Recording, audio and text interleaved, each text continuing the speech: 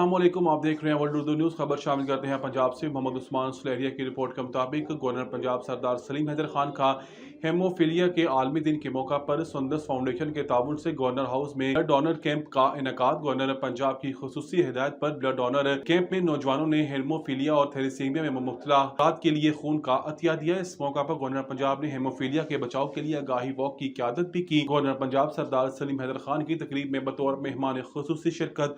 तकरीब में सुंदस फाउंडेशन के बानी यासीन खान समेत हेमोफीलिया और थैलेसीमिया में मुब्तला बच्चों और बच्चों की कसीर तादाद ने शिरकत। गवर्नर पंजाब ने हेमोफीलिया और थैलेसीमिया में मुब्तला बच्चों में तोहफ़े भी तकसीम किए। इस मौका पर गवर्नर पंजाब ने कहा कि मुश्किलात और परेशानियों में घिरे अफराद के लिए आसानियाँ पैदा करना बहुत बड़ी इबादत है। वज़ीर पंजाब मरीम नवाज शरीफ की जानिब से सुन्नत फाउंडेशन जैसे इदारों की मुआवनत खुशाइंद है। मरीज बच्चों के लिए हुकूमती इमदाद में इजाफा नागुज़ीर है।